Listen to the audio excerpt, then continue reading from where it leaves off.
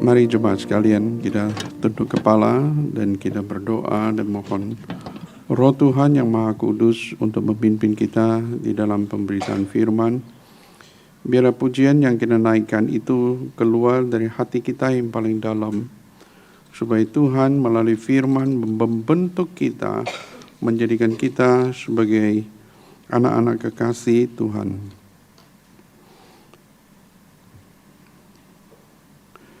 Siapakah kami ya Tuhan pada pagi hari ini boleh beribadah kepadamu? Jikalau bukan Engkau yang melahirkan kami, siapakah yang bisa datang ya Tuhan? Karena dirimu Engkau telah mengorbankan bagi kami sehingga kami boleh melalui Engkau datang kepada Bapa. Karena Engkau adalah imam besar kami, menjadi pelantara kami dengan Bapa. Imam besar yang agung, imam besar Allah dan manusia yang sejati, imam besar yang kekal menjadi perantara kami kekal dengan Bapa yang kudus. Dan dengan darah-Mu yang kudus menyucikan hati nurani kami, sehingga kami dengan kuasa Roh Kudus menghadap kehadirat-Mu Tuhan. Kami bersyukur ya Tuhan, kami hari ini boleh datang dengan hati nurani yang murni, hanya untuk menyembah kepada Tuhan, hanya untuk mendengar kebenaran-Mu dan hidup di dalam kebenaran-Mu, supaya kami boleh menjadi umat-Mu, kekasih Tuhan, dan menjadi umat-Mu yang hidup bagi orang lain. Kami berdoa mohon Tuhan pimpin di dalam pemberitaan firman pada pagi hari ini, di dalam jam yang singkat ini Tuhan berkati, sehingga firman yang kami dengar betul-betul firman yang berkuasa, firman yang hidup, firman yang mengubah kami, dan firman yang menjadi makanan yang manis di dalam mulut kami. Kami menyerahkan diri ke dalam tangan Tuhan, supaya jemaat-Mu boleh diberkati oleh Tuhan melalui kehadiran-Mu, dan melalui firman kami mengalami persekutuan dengan Engkau. Terpuji nama Tuhan. Berkati hamba-Mu yang hina, kurang pengalaman, kurang pengetahuan, kurang di dalam segala hal, tetapi boleh dipakai oleh Tuhan untuk menjadi saluran berkat, hanya menjelaskan firman-Mu yang hidup, dan kami boleh mendengarkan suara Tuhan. Terima kasih Tuhan, demi nama Tuhan Yesus kami sudah berdoa. Amin. Selamat pagi jemaat kekasih Tuhan. Selamat pagi.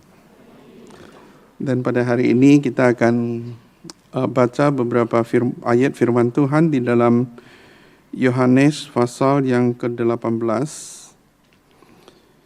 Kita akan baca Yohanes pasal 18 ayat 12 sampai kepada ayat yang ke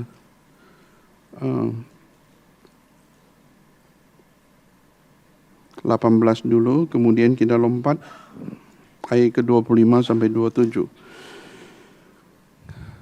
Saya akan bacakan beberapa ayat ini, jemaat perhatikan di Alkitab Yohanes pasal 18 ayat ke-12, demikian bunyi firman Tuhan. Maka pasukan prajurit serta perwiranya dan penjaga-penjaga yang disuruh orang Yahudi itu menangkap Yesus dan membelenggu Dia. Lalu mereka membawanya mula-mula ke Hanas, dan karena Hanas adalah mertua Kayafas, yang pada waktu itu menjadi imam besar, dan Kayafaslah yang telah menasihati orang-orang Yahudi, adalah lebih berguna bagi satu orang untuk mati bagi seluruh bangsa. Simon Petrus dan seorang murid yang lain mengikuti Yesus. Murid itu mengenal imam besar, dan ia masuk bersama-sama dengan Yesus ke halaman istana imam besar.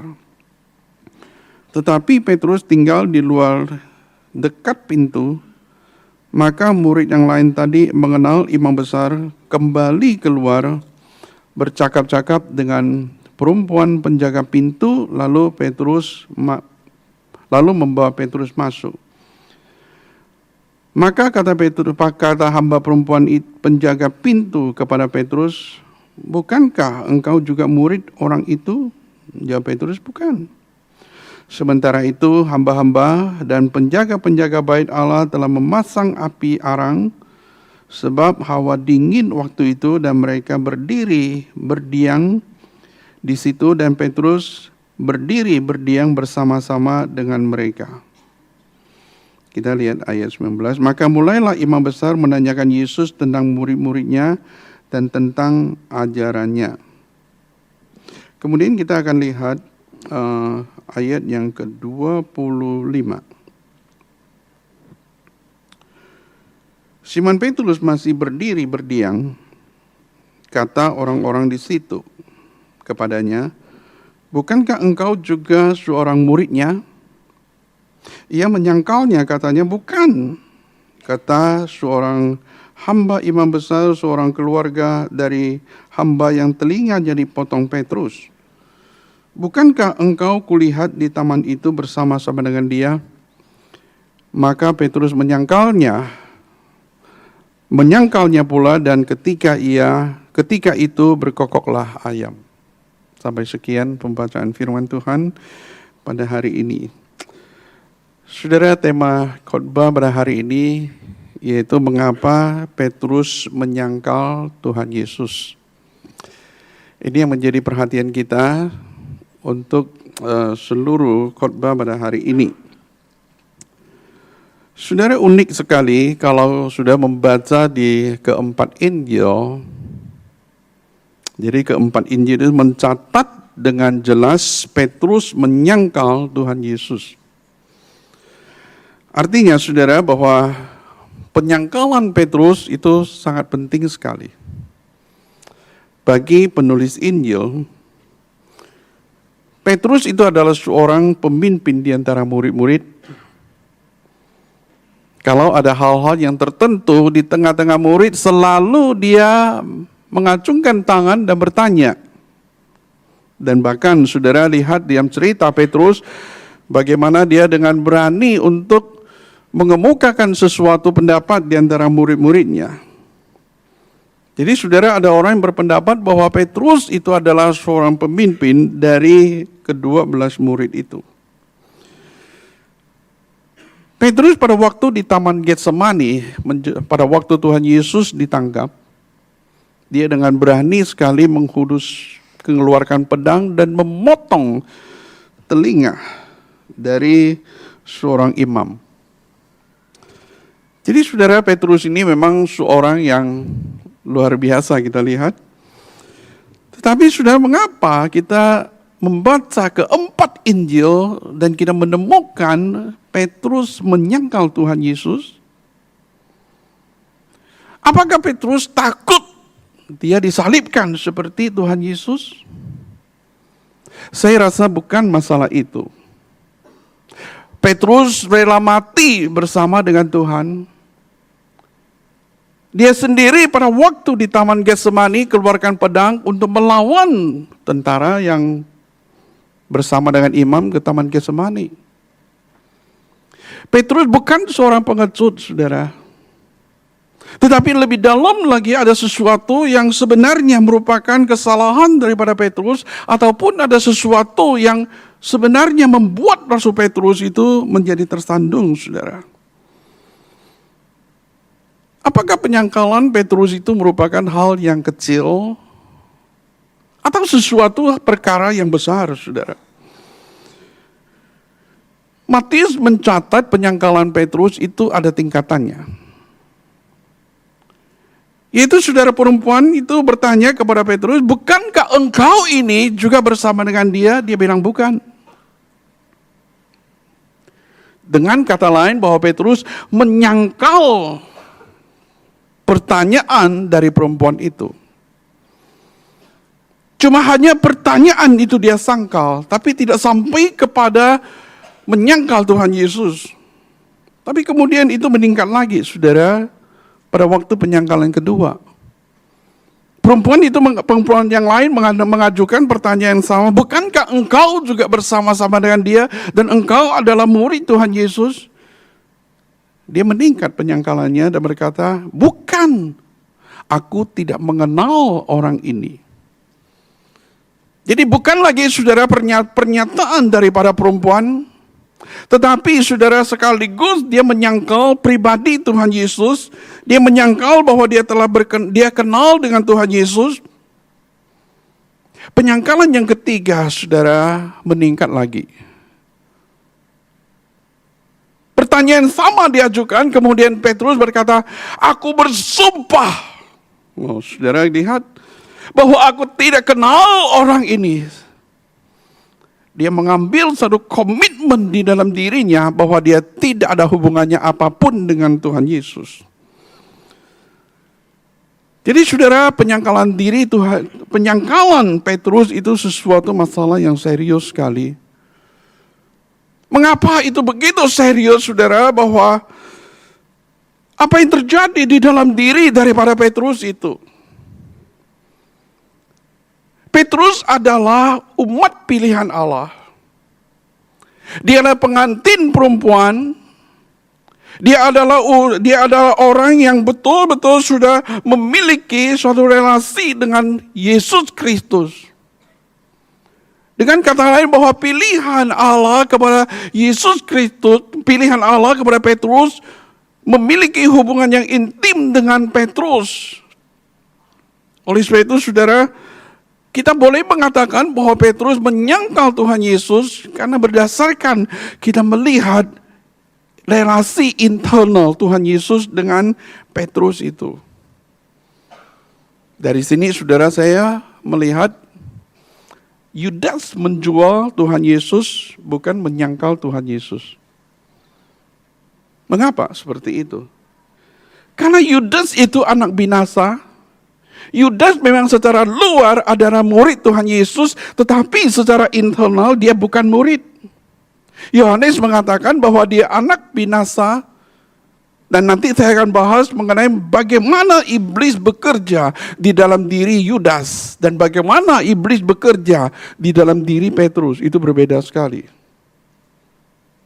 Karena saudara, memang Petrus memiliki suatu relasi yang intim dengan Yesus Kristus. Allah telah mempertenangkan dia dengan Kristus. Oleh sebab itu, saudara, Petrus adalah milik Allah selama-lamanya. Mengapa kita bisa mengatakan bahwa seorang anak menyangkal orang tuanya yang sudah mendidik dia? Mungkin pada waktu anaknya sudah berhasil tidak mengakui orang tua. Karena anak itu memang dilahirkan oleh ibunya. Dilahirkan di dalam keluarganya dan anak memiliki hubungan yang spesial. Sehingga dia mengatakan, aku tidak mengenal engkau, berarti dia menyangkal orang tuanya. Tetapi saya bisa mengatakan bahwa saya tidak mengenal tetangga saya, nggak apa-apa saudara. Karena cuma tetangga, nggak ada hubungan apa-apa lagi.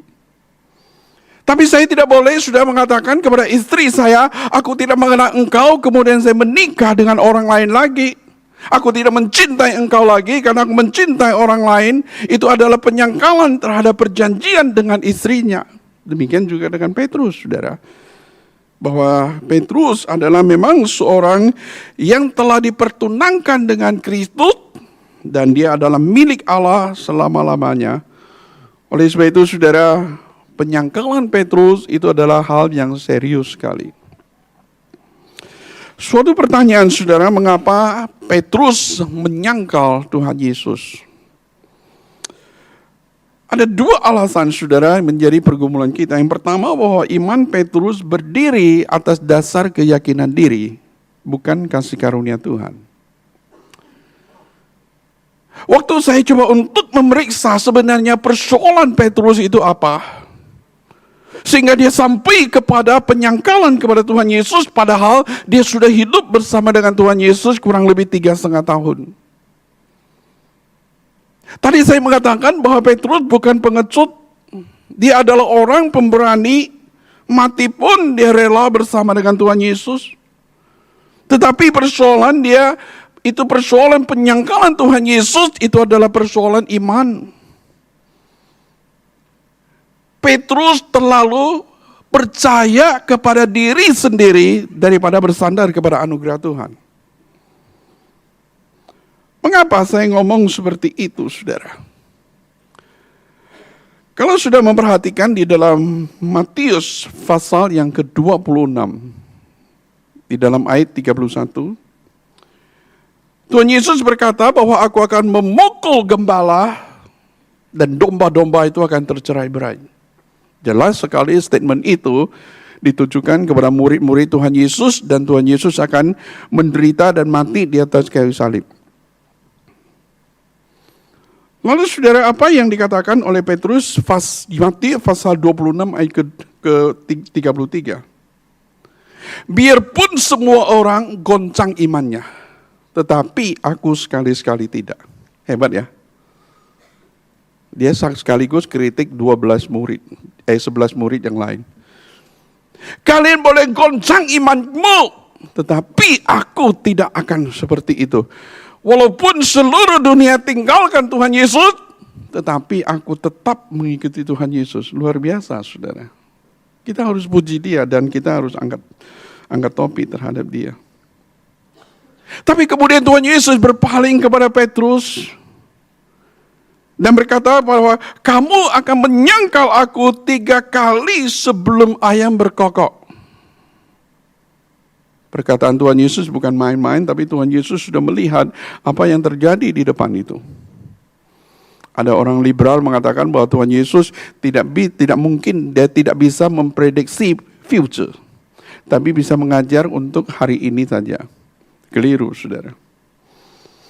Lalu Petrus menjawabnya, sekali-sekali aku harus mati bersama dengan engkau, aku tidak akan menyangkal engkau. Wah, luar biasa.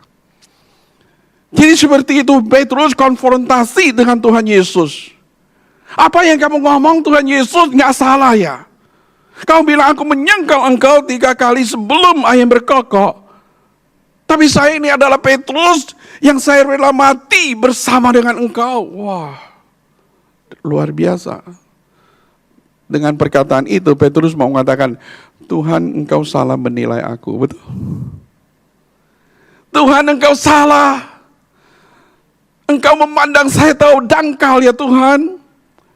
Engkau keliru melihat isi hati saya yang telah dedikasi sepenuhnya untuk engkau.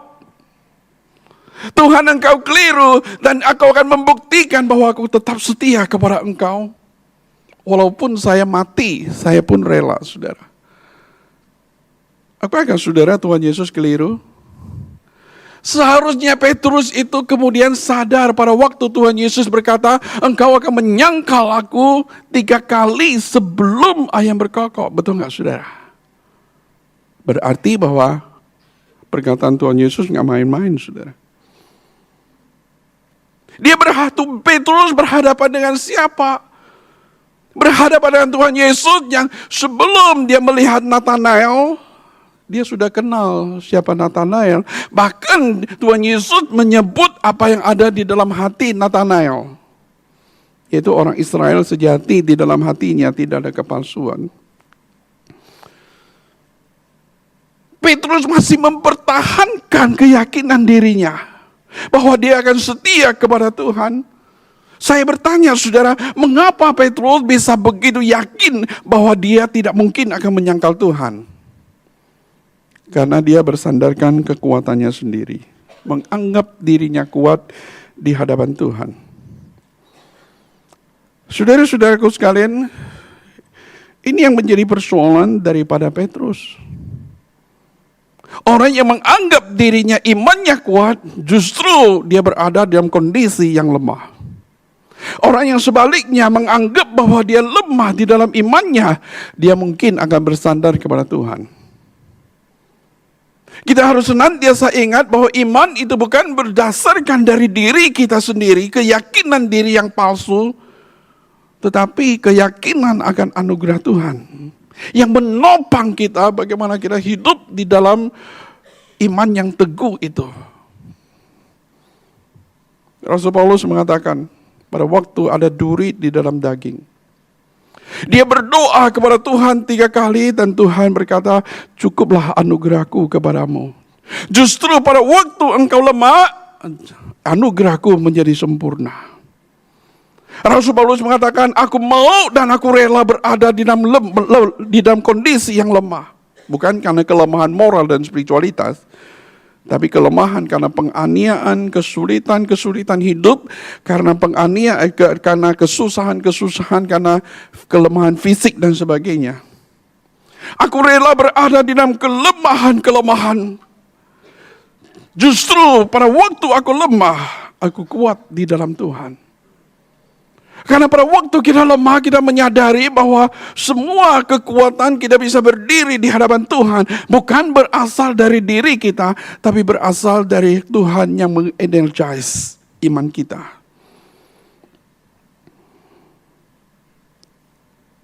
Polikarpus adalah seorang bishop yang hidup pada awal abad kedua. Dia ditangkap dan dimasukkan ke dalam penjara, kemudian akan diadili dan dibakar hidup-hidup secara umum. Dia sudah tahu waktunya sudah dekat. Pada waktu itu dia sudah umur 83 tahun. Besok sidang yang menyangkut begitu banyak orang akan melihat. Dia takut menyangkal Tuhan. Di tengah-tengah saudara dalam kondisi yang lemah di dalam penjara, sepanjang malam dia berdoa, dia bergumul.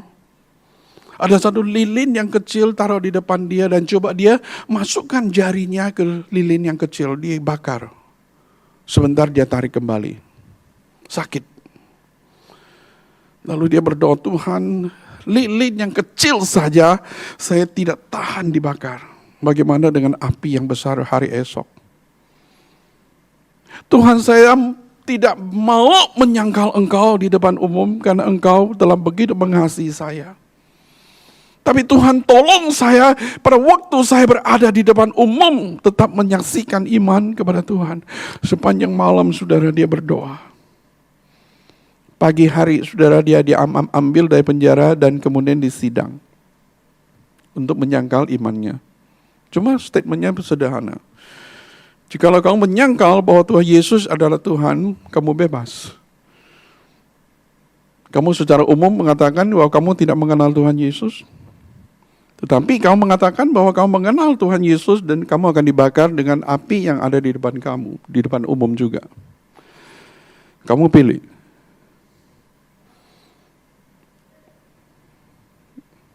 Polikarpus mengatakan, Tuhan Yesus begitu mengasihi saya dan setia kepada saya sampai saya umur 83. Bagaimana mungkin saya tidak setia kepada dia? Engkau membakar saya dengan api yang ada di depan ini. Tetapi jika engkau tidak bertobat, Tuhan akan membakar kamu dalam api neraka. Wah, hakim itu marah sekali dan memang dia dibakar. Hidup-hidup. Tapi pada waktu api yang besar, saudara, orang mendengar suara pujian di tengah api itu. Tidak teriak sakit, tidak marah-marah, tidak komplain, tidak ada ucapan umpat segalanya, tetapi ada pujian keluar dari tengah-tengah api yang membakar itu.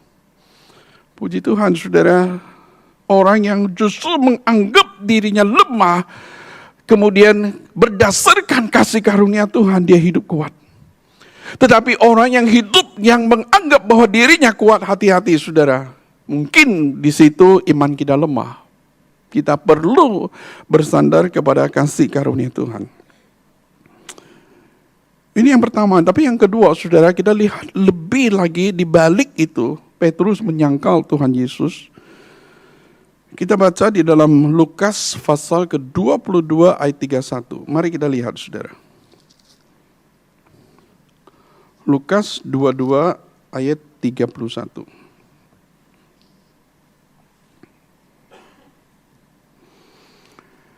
Simon, Simon, lihat, iblis telah menuntut untuk menampi kamu seperti gandum. Wah, Tuhan Yesus melihat lebih jauh lagi. Bukan masalah iman Simon Petrus, tetapi Tuhan Yesus melihat di balik penyangkalan Simon Petrus, iblis turut bekerja. Iblis menampi engkau. Artinya itu sama dengan menggoncangkan engkau. Tuhan Yesus mengatakan satu perumpamaan seperti menampi gandum. Untuk membedakan gandum dengan gabah, betul ya, kulitnya itu harus digoncang begitu. Sudah digoncang baru bisa dipisahkan antara yang berisi itu ada di dalam dan yang tidak berisi akan dibuang, ditiup angin atau dihembuskan. Dalam kondisi yang seperti itu, Tuhan Yesus berkata bahwa melalui penganiayaan, melalui akan kesulitan-kesulitan pada waktu Tuhan Yesus dianiaya dan disalibkan, iblis sebenarnya bekerja menggoncangkan iman Petrus.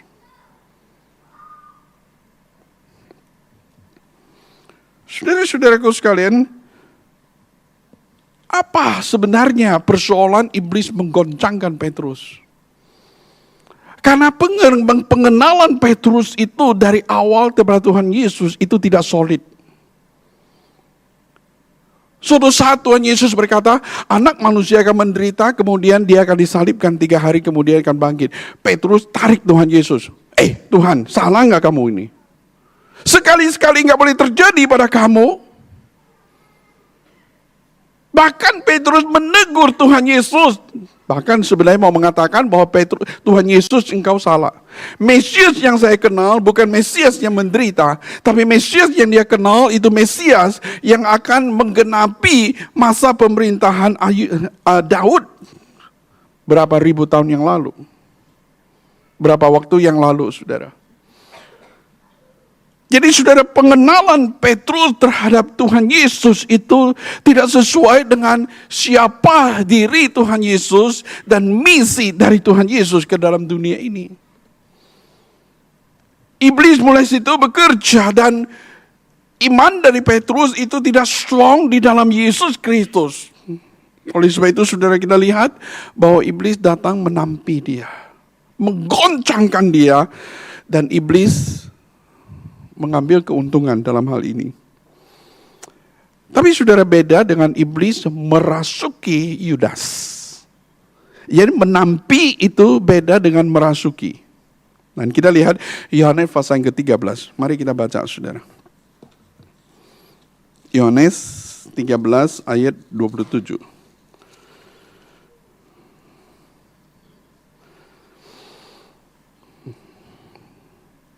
Sesudah Yudas menerima roti itu, ia kerasukan iblis. Maka Yesus berkata kepadanya, apa yang hendak kau perbuat, perbuatlah dengan segera. Merasuki dengan menampi itu beda. Menampi itu sebenarnya untuk suatu ujian supaya menjatuhkan. Menampi di dalam bahasa aslinya itu adalah enter, itu masuk ke dalam seluruh eksistensi. Artinya saudara, bahwa iblis masuk ke dalam tindakan dan diri daripada Yudas Iskariot. Sehingga saudara, di sini iblis mengambil seluruh keberadaan Yudas, baik pikiran maupun hatinya.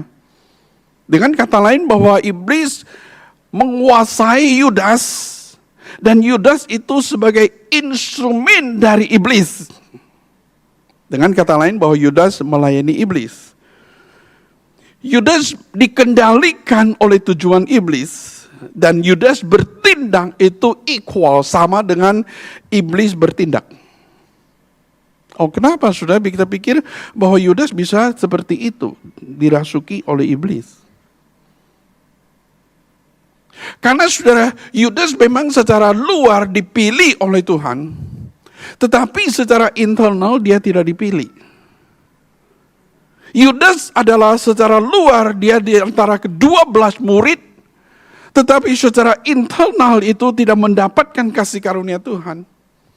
Tuhan sudah memperingati Yudas berkali-kali terhadap kejahatannya, tapi Yudas tetap adalah Yudas. Jadi Yudas itu memang asalnya bukan murid, tetapi Petrus adalah murid. Oleh sebab itu Petrus itu tidak dirasuki. Tapi Petrus itu diganggu atau digoncangkan saja di dalam sementara waktu Oleh sebab itu, saudara, ada perbedaan yang besar antara iblis menampi Petrus dan iblis merasuk Yudas. Karya iblis ke dalam diri Petrus itu bersifat insidental. Tetapi karya daripada iblis di dalam Yudas itu bersifat permanen. Petrus itu hanya digoda oleh iblis, tetapi Yudas itu adalah instrumen, dia dipakai oleh iblis. Yudas itu adalah Petrus adalah milik Tuhan Yesus, Yudas itu adalah milik iblis. Petrus secara eksternal dia digoncangkan oleh iblis. Tetapi Yudas secara internal itu iblis berkarya di dalam hidupnya. Oleh sebab itu, saudara, kita lihat di balik kegagalan daripada Petrus, iblis menampi dia. Tapi saudara, Tuhan Yesus berkata, aku telah mendoakan kamu. Lukas pasal 22:32. Aku berdoa kamu supaya imanmu jangan gugur, dan jika kamu insaf, kuatkanlah saudara-saudaramu. Nah, saudara membaca ini jadi lucu. Apakah doa Tuhan Yesus gagal pada waktu Petrus menyangkal Tuhan Yesus? Tuhan Yesus berkata, aku berdoa supaya kamu tidak gugur imanmu. Kejatuhan sementara daripada Petrus bukan kejatuhan selama-lamanya. Tuhan izinkan kejatuhan daripada Petrus di dalam kesementaraan waktu supaya Petrus menyadari bahwa hidup butuh anugerah Tuhan dan kerendahan hati. Dan bahwa hidup itu di tengah-tengah dunia ini kita sedang mengalami peperangan dengan iblis. Kuasa-kuasa kegelapan itu. Dan melalui pengalaman-pengalaman yang sulit yang dialami oleh Petrus, Tuhan pakai itu kemudian untuk menguatkan orang lain, dan Tuhan persiapkan Petrus untuk melayani saudara-saudara yang di masa yang akan datang, saudara. Kadang-kadang kita lihat orang yang pernah jatuh ke dalam dosa dan kemudian bertobat kembali, dan dia melayani dengan rendah hati dan melayani dengan kuasa anugerah Tuhan. Betul nggak, saudara? Dia tidak lagi membanggakan dirinya, tetapi melihat kebesaran kasih karunia Tuhan. Tuhan mendoakan dia.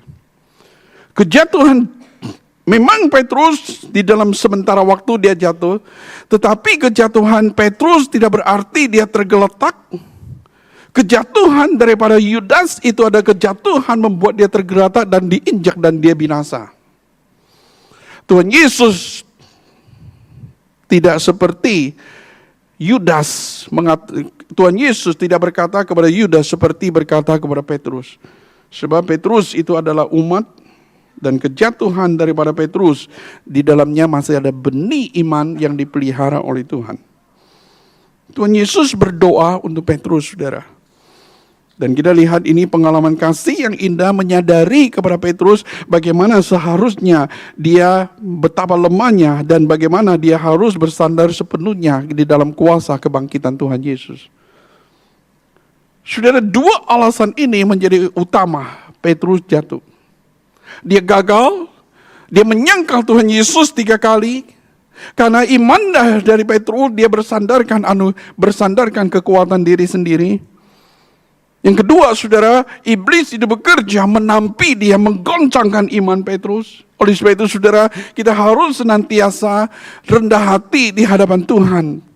Mohon Tuhan menguatkan iman kita di tengah-tengah kehidupan yang begitu kompleks ini. Tapi suatu pertanyaan, saudara, mungkinkah orang Kristen zaman ini menyangkal Tuhan Yesus lagi? Dalam konteks apa, dalam kondisi apa seorang Kristen menyangkal Tuhan Yesus? Seorang yang menjadi milik Tuhan Yesus, seorang yang mengenal Tuhan Yesus, dia adalah kekasih Tuhan Yesus. Dan kekasih Tuhan Yesus di dalam satu momen-momen tertentu di dalam hidupnya yang begitu dinamik, ada kemungkinan kita bisa jatuh ke dalam dosa seperti Petrus. Saya akan coba saudara lihat di dalam Wahyu pasal kedua ayat 14. Dan saya menemukan ini adalah bentuk kejatuhan yang mirip dengan Petrus. Wahyu pasal kedua ayat 14.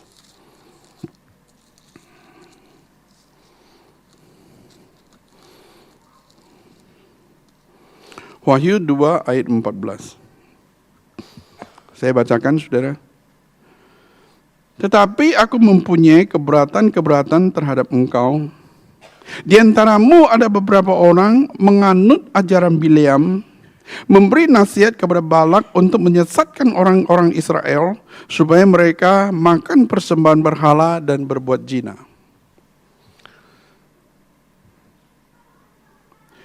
Ayat ke-13, Tuhan berkata kepada jemaat Pergamus, kamu itu taktanya di situ yang kamu tinggal, yang kamu diam, daerah kamu itu ada daerah iblis itu. Ayat ke-13 itu. Iblis itu bertakhta.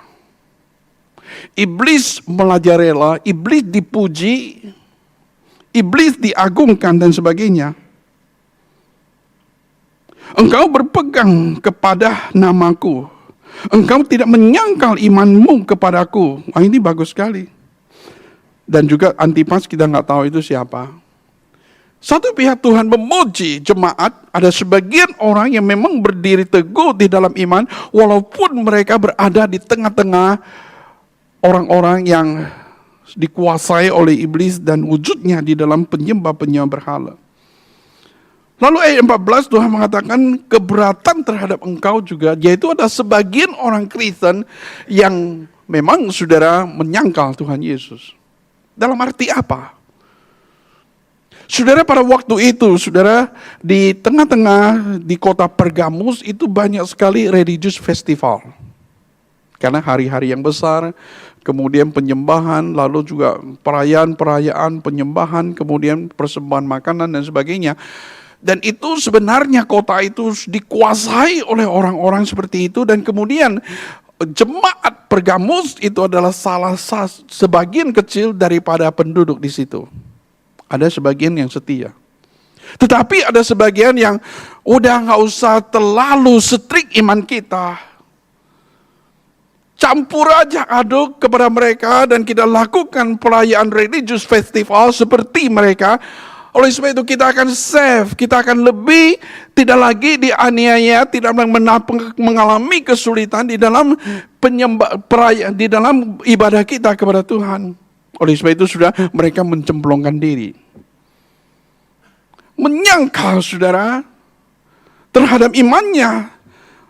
Dan mereka orang-orang yang sebenarnya tidak berpegang teguh terhadap apa yang diteruskan oleh Tuhan Yesus. Toleransi yang sebenarnya mereka tahu bahwa itu tidak boleh, tetapi itu diizinkan, saudara. Maka sudah saya lihat bahwa gereja pada zaman ini pun seringkali toleransi terhadap adat istiadat dan budaya, betul? Adat istiadat budaya lebih penting daripada firman Tuhan. Bahkan lebih lagi menekankan bagaimana merayakan adat istiadat dengan menghabiskan banyak uang dan sebagainya. Tetapi saudara, firman Tuhan itu tidak diperdulikan.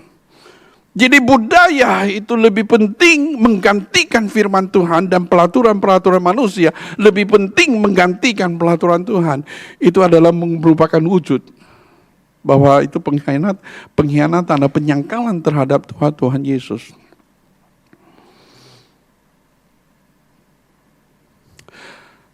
Ada seorang pemudi di dalam satu retreat.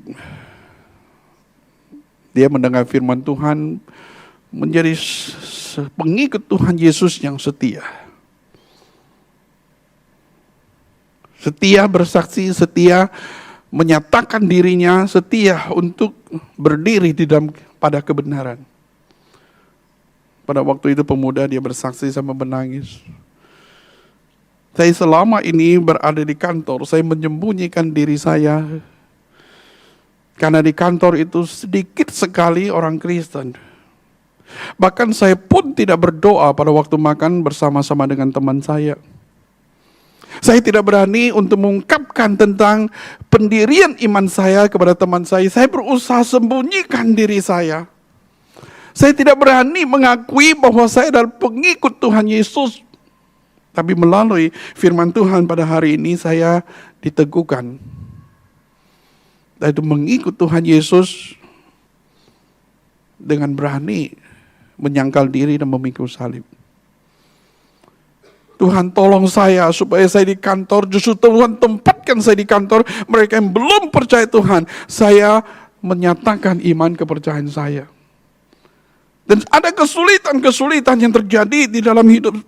Tetapi saudara, itu adalah satu komitmen iman untuk tetap berada di dalam kesetiaan kepada Tuhan.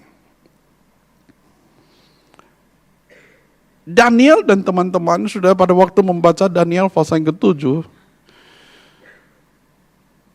itu bukan soal makanan dan minuman. Nggak boleh makanan raja, ada yang mengatakan karena penyembah berhala.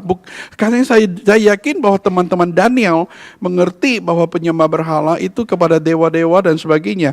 Itu bukan dewa itu eksis, berada. Yang ada itu adalah Tuhan pencipta langit dan bumi. Segala makanan itu berasal dari Tuhan dan boleh makan. Dan kita mengerti bahwa asal makanan itu tidak menjadi batu sandungan bagi orang lain. Daniel dan kawan-kawan tahu akan pengetahuan seperti itu. Tetapi dia tidak makan makanan yang disediakan raja itu. Memang itu penyembah berhala juga. Memang itu ada makanan-makanan yang kemungkinan ada yang tidak sehat. Ada juga yang tertentu. Tetapi Daniel itu menyangkut komitmennya kepada Tuhan. Bahwa itu adalah pemisahan spiritual di dalam hal yang kecil. Daniel akan mengalami bagaimana Tuhan berkarya di dalam hal yang kecil seperti itu.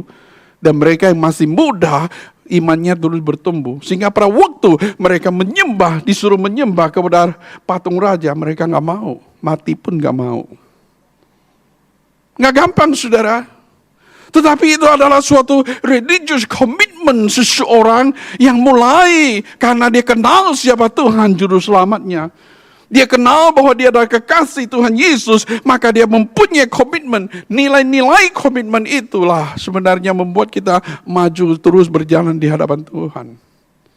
Di dalam kasih karunia Tuhan. Suatu saat ada seorang pemuda. Dia datang kepada saya, Pak Yonatan, saya itu mengalami satu dilema. Pemuda persekutuan itu mencintai saya, mengasihi saya. Tapi keluarga saya menjodohkan saya dengan orang lain.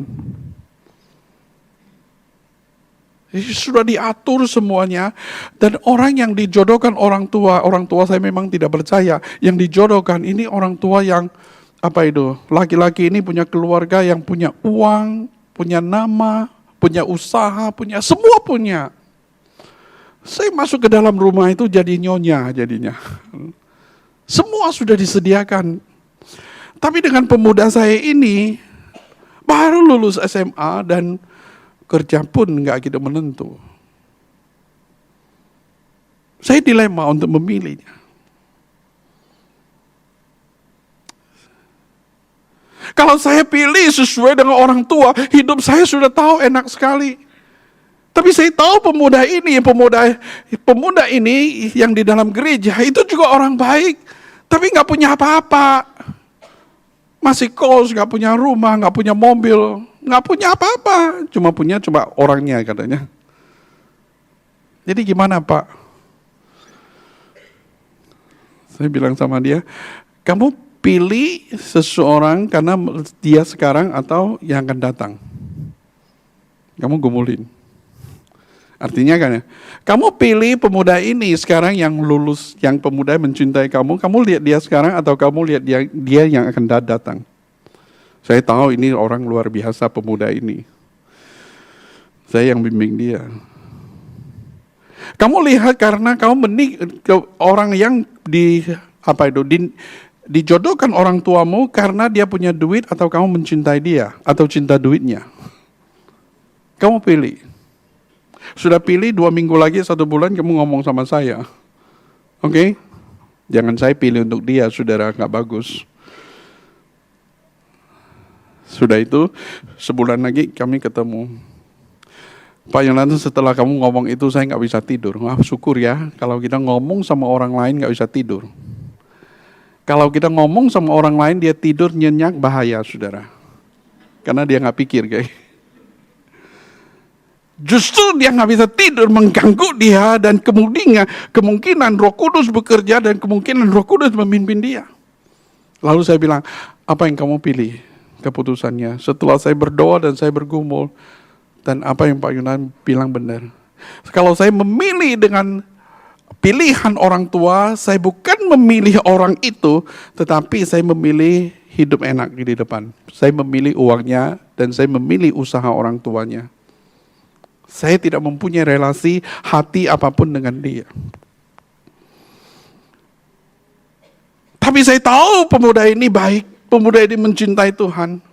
Dan saya akan maju melangkah iman bersama dengan dia. Lalu ini mereka pacaran. Lalu pemuda ini ngomong sama orang tua marah-marah saudara. Bahkan mau usir dia. Saya bilang nggak apa-apa. Kamu udah gede kok. Ya kan?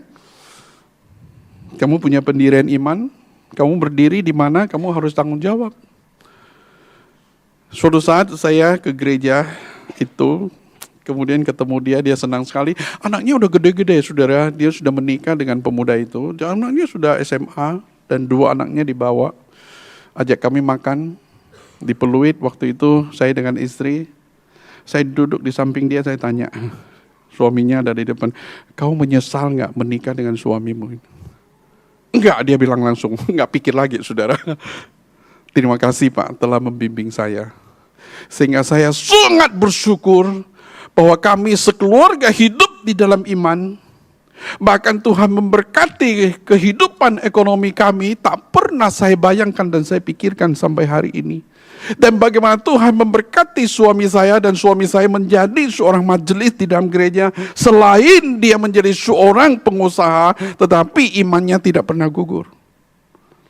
Saya bersyukur anak saya satu sekolah di Taiwan sekarang. Puji Tuhan, sudah betul? Pilihan iman bukan bersifat sesuatu yang kita lihat sekarang, yang menyangkut untung rugi. Tetapi pilihan iman itu sebenarnya menyangkut apa yang kita lihat di depan dan berjalan bersama dengan Tuhan di dalam iman, dengan iman. Oleh sebab itu sudah saya lihat banyak pemuda-pemudi yang dulunya setia melayani Tuhan, mengatakan aku mencintai Tuhan, tetapi sudah pada suatu saat di dalam masa-masa kritis dia suruh memilih, dia menyangkal Tuhan, saudara, betul? Harus hati-hati dalam hal ini, saudara. Kita hidup bukan berdasarkan apa yang kita lihat sekarang, tapi hidup oleh iman. Kita sudah mengaku bahwa kita adalah milik Tuhan Yesus. Dan Tuhan memberikan pasangan hidup kepada kita, saudara. Puji Tuhan. Tetapi saudara, Tuhan memberikan anugerah untuk keluarga. Kita harus memelihara anugerah itu. Bukan mengkhianatinya. Bukan kita mengatakan kepada pasangan, aku dulu mencintai engkau, tetapi hari ini aku tidak punya hati sama sekali dengan engkau lagi. Itu mengkhianati perjanjian dengan Tuhan. Itu mengkhianati kasih setianya Tuhan kepada kita. Oleh sebab itu saudara, kita harus betul-betul keluarga Kristen menjadi contoh atau menjadi teladan bagi orang-orang yang belum mengenal Tuhan. Seorang teman saya, saudara, dia menjadi pendeta di dalam 1 tahun. Dia memberkati beberapa pasang. Setahun kemudian dia datang ngomong sama saya, Pak Yonatan, hati saya sedih sekali. Pemuda, mereka sudah masuk pranikah, mereka sudah dibimbing dalam satu jangka waktu tertentu, tapi 1 tahun 3 pasang keluarga itu, yang keluarga yang muda, di bawah 1 tahun kemudian mereka cerai. Luar biasa saudara, di gereja saya melihat seperti itu. Dan mengapa mereka cerai? Tidak ada alasan yang jelas. Cuma istri atau suami mengatakan, aku sudah tidak bisa hidup sama kamu lagi dan aku mau cerai. Pokoknya aku cerai. Lalu urus di pengadilan, secara resmi mereka cerai. Dan waktu cerai mereka masih muda, lalu pikir saudara, bagaimana dia menikah lagi? Dunia boleh seperti itu, tetapi orang-orang yang kekasih Tuhan Yesus, mencintai Tuhan, dia bertanggung jawab terhadap anugerah yang Tuhan berikan. Hiduplah setia kepada suami dan istrimu, supaya kita bukan orang yang menyangkal Tuhan Yesus. Iblis sekarang bekerja dengan luar biasa di dalam keluarga Kristen untuk menghancurkan keluarganya. Amin gak saudara? Pada waktu keluarga Kristen rusak, anak-anaknya pun kemungkinan itu akan rusak. Dan keluarga Kristen rusak, maka dunia akan melihat gereja tidak jauh lebih baik daripada aku. Aku yang tidak ke gereja, keluargaku bisa bertahan lebih lama dibandingkan orang Kristen. Orang Kristen malu, saudara. Bukan soal malu, tapi kita mempermalukan nama Tuhan, saudara. Setialah saudara terhadap kasih karunia Tuhan. Setialah terhadap perjanjian Tuhan. Setialah terhadap keputusan-keputusan iman kita kepada Yesus Kristus. Setialah terhadap kekasih Tuhan Yesus adalah di dalam hati kita. Dan kita hidup, orang lain bisa melihat bahwa Kristus hidup di dalam diri kita. Siapakah menyangkal Tuhan Yesus? Apakah kita pernah menyangkal dia? Apakah kita pernah diperbaharui oleh Tuhan Yesus setelah kita menyangkal dia? Setelah ayam berkokok 3 kali, Tuhan Yesus memandang kepada Petrus, hatinya hancur, saudara. Matius mengatakan dia meratap. Meratapnya Petrus itu adalah meratap pertobatan. Meratapnya Yudas itu adalah meratap penyesalan, dan bukan karena pertobatan, karena kasih karunia Tuhan. Dia meratap, saudara, dia menangis, dia hancur hatinya, kemudian Tuhan membentuk dia kembali setelah Tuhan bangkit dan Tuhan datang kepada Petrus di tepi pantai. Petrus, apakah engkau mengasihi aku? Sampai 3 kali Petrus berkata, Tuhan, engkau tahu segala sesuatu. Engkau tahu bahwa aku mengasihi engkau. Engkau tahu apa yang di dalam hatiku ya Tuhan. Masih ada sisa iman, tapi aku lemah. Engkau tahu aku mengasihi engkau. Tuhan mengatakan, gembalakanlah domba-dombaku. Petrus seumur hidup tidak pernah menyangkal Tuhan. Dan dia seumur hidup setia kepada Tuhan. Bahkan menurut tradisi Petrus disalibkan terbalik oleh pasukan Romawi.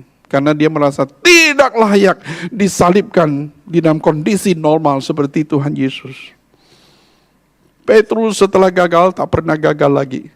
Yudas dia gagal, akhirnya dia bunuh diri. Kita orang Kristen pernah gagal, bangkit kembali lagi. Kita pernah menyangkal Tuhan, tapi bangkit kembali lagi. Kita gagal 10 kali, bangkit 10 kali, saudara. Karena anugerah Tuhan bagi kita. Tetapi kita tidak boleh gagal terus. Karena, saudara, anugerah Tuhan menopang hidup kita. Pernahkah, saudara, menyangkal iman kita? Jikalau sudah pernah gagal, datanglah kepada Tuhan. Tuhan yang sama seperti Tuhan telah mengampuni Petrus, dia Tuhan pun mengampuni kita. Dan Tuhan pun memperbaharui hubungan kita dengan dia. Dan kita boleh berjalan bersama dengan Tuhan seumur hidup kita. Mari kita berdoa, mohon Tuhan pimpin dan Tuhan tolong kita. Kami datang di hadapan Tuhan. Engkau mengetahui isi hati kami ya Tuhan. Kami berdoa kiranya kemurahan Tuhan menyertai dan menuntun hidup kami pada hari ini dan selanjutnya. Supaya kami senantiasa berjalan di hadapan Tuhan di dalam kasih karunia-Mu. Kami tidak berani membanggakan diri kami, kekuatan kami. Karena kami adalah manusia yang lemah. Mohon Tuhan tolong dan pimpin kami supaya kami boleh senantiasa berjalan bersama dengan Engkau. Di tengah-tengah dunia ini banyak hal-hal yang menarik perhatian kami dan menjauhkan diri hati kami dengan kasih Kristus. Tapi kasih-Mu tidak pernah berubah ya Tuhan. Bahkan Engkau memperbaharui Petrus dan kami pada hari ini pun datang di hadapan Tuhan supaya Tuhan memperbaharui diri kami. supaya kami boleh menjadi anak-anak Tuhan yang setia kepada Tuhan sampai mati. Petrus pernah gagal dan tak pernah gagal lagi, karena kemurahan Tuhan menopang di dalam hidupnya. Terima kasih Tuhan untuk kemurahan-Mu, anugerah-Mu yang besar. Tuhan pimpin dan Tuhan tolong kami jemaat-Mu di sini, supaya mereka senantiasa mempunyai ikatan yang erat dengan Tuhan di dalam segala keputusan iman dan hidup mereka. Terpuji nama Tuhan, dalam nama Tuhan Yesus kami sudah berdoa. Amin.